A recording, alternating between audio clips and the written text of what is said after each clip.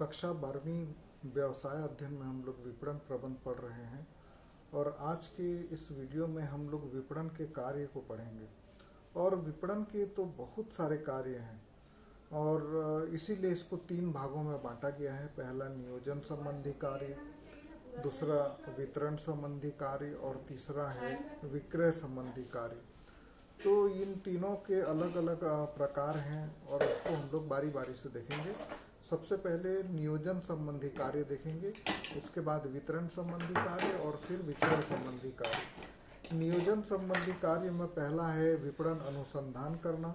इसके अंतर्गत उपभोक्ताओं की रुचि, फैशन, आदतों के बारे में जानकारी प्राप्त की जाती है ताकि उसी के अनुसार वस्तु का उत्पादन किया जा सके।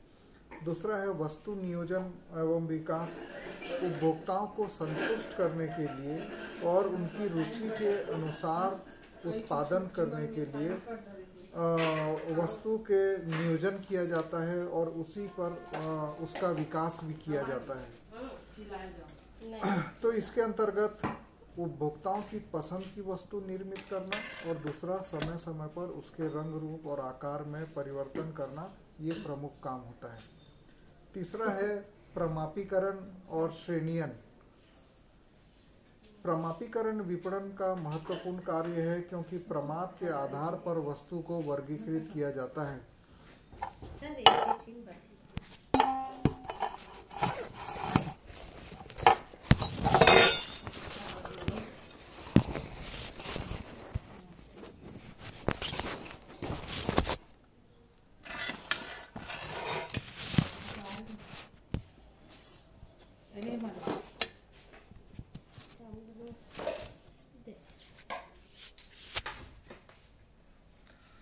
चौथा काम है पैकेजिंग करना।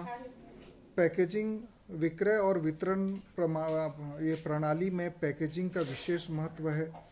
अच्छी से अच्छी वस्तु भी बिना पैकेजिंग के खराब हो जाती है। अच्छी से अच्छी वस्तु भी यदि उसका पैकिंग ना हो तो वो उसके मूल्य में कमी आ जाती है, वो खराब हो जाती है। इसीलिए वर्तमान में वस्तु को पैकिंग कर उपभोक्ता को देने का फैशन चल पड़ा है। वस्तु खराब न हो, उसकी उपयोगिता नष्ट हो, इसके लिए उसको डिब्बों में या हार्डबोर्ड में या प्लास्टिक की थैलियों में पैक किया जाता है। इसके बाद हम लोग देखेंगे वितरण संबंधी कार्य। वितरण संबंधी कार्य भी विपणन का एक बहुत ही महत्वपूर्ण कार्य है। इसके अंतर्गत पहला क्रय और संग्रहण किया जाता है। वस्तुओं का क्रय करना और उसका संग्रहण करना विपणन का महत्वपूर्ण कार्य है।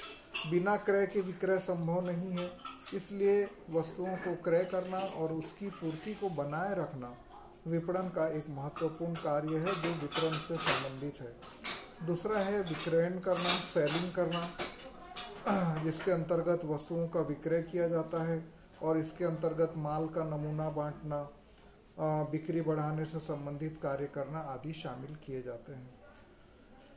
तीसरा काम है भंडारण करना, स्टोरेज करके रखना।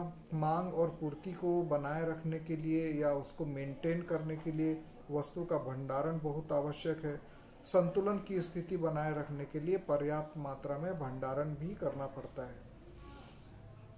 चौथा काम है परिवहन करना।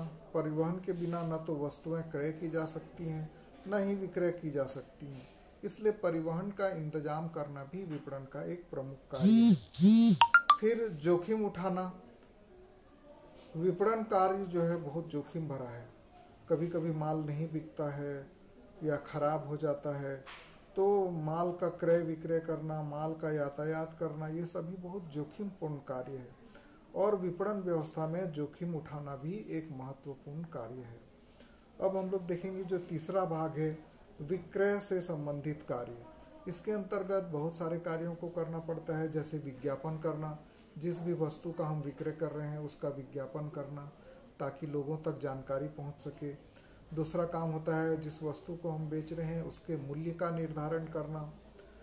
तीसरा व्यक्तिगत रुचि लेकर प्रस्तुतिकरण द्वारा अपनी वस्तु को बेचने का प्रयास करना, जिसको पर्सनल सेलिंग या व्यक्तिगत विक्रय भी कहा जाता है।